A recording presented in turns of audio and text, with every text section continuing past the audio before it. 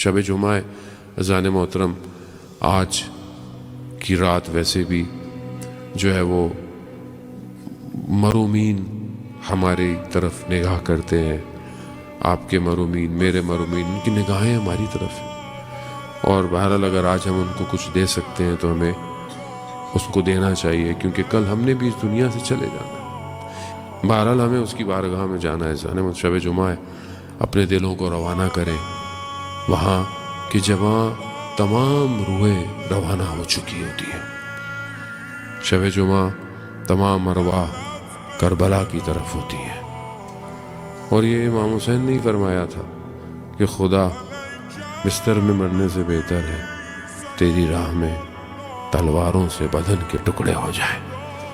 اذان محترم تبرکاً اپنی آنکھوں کو نم کرتے ہیں اور اس کا ثواب اپنے مرومین کو پہنچاتے ہیں۔ اذان محترم اس عالم میں آنسو نہیں ہے، اس عالم میں گریہ نہیں ہے، جتنا رونا ہے اسی عالم میں رو لیں، وہاں اس آنسوؤں کا ثواب ملے گا، آنسو نہیں ملیں گے، لیکن یہ ایک آنسو جہنم کی آگ سے بچا لیں گے۔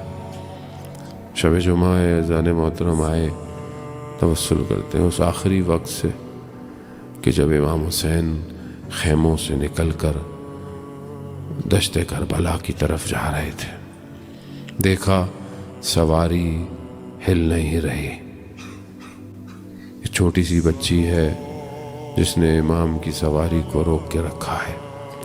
امام نیچے اترے، امام نے بچی کو گلے لگایا، گریہ کیا۔ یہ چھوٹی سی بچی یہ دیکھ رہی ہے کہ صبح سے جو گیا ہے وہ واپس نہیں آیا، اور اب بابا بھی جا رہے ہیں۔ بچی کو اتنا یقین تھا کہ بابا واپس نہیں آئیں گے۔ بچی نے بابا سے کہا، بابا ہمیں مدینہ واپس چھوڑاؤ۔ امام نے کہا، بیٹا اب دیر ہو گئی ہے، لیکن کچھ بچی کو ایسا کہا، بچی خاموش ہو گئی۔ آپ کی بھی چھوٹی چھوٹی بیٹیاں ہوں گی، آپ بھی گھر سے نکلتے ہیں تو بچی آپ کو گلے ملتی ہے، چھوٹی بچی ہمیشہ باپ کو آخر میں ملتی ہے۔ اذان محترم بس امام چلے گئے، نہ جانے کس طریقے سے اس بچی نے دیکھا ہوگا کہ دشمن جمع ہو کر باپ پر حملہ کر رہے ہیں، نہ جانے اس بچی نے خیمہ چھوڑا ہوگا یا نہیں ہوگا۔ ہاں مگر اتنا ضرور ہے کہ جب شام غریباں ہو گئی، بچی کے دامن میں آگ لگ گئی اور بچی دوڑنے لگی۔ جب رات ہوئی، جناب زینب بچوں کو جمع کر رہی تھی تو دیکھا ایک بچی نظر نہیں آتی۔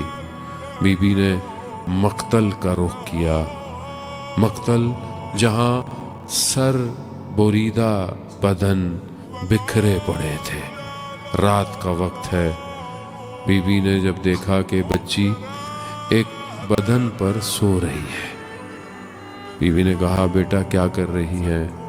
بچی نے کہا، پھوپھی جان آپ جانتی ہیں نا، ہمیں بابا کے سینے پر سونے کی عادت ہے۔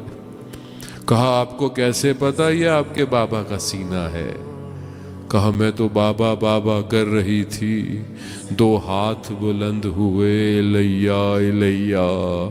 ہاں عزاداران محترم، یہ بچی جو رات کو اپنے بابا کے سینے پر سوئی تھی، 11 محرم کو جب یہ کارواں بدن کے پاس سے گزرا، بدن کی وہ حالت تھی کہ جس کے لیے حضرت زینب نے اپنے آپ کو نیچے گرا دیا، لیکن یہ بچی اس بدن کو پہچان نہ پائی جو خون میں غلطیتا تھا، خاک اس پہ اڑی ہوئی، زخموں کے نشان تھے۔ جب جناب زینب نے کہا نا کہ پروردگار یہ حاضل حسین، یہ حسین ہے، تو وہ چھوٹی سی بچی آئی، کہتی ہے، پھوپھی جان یہ کس کا بدن ہے؟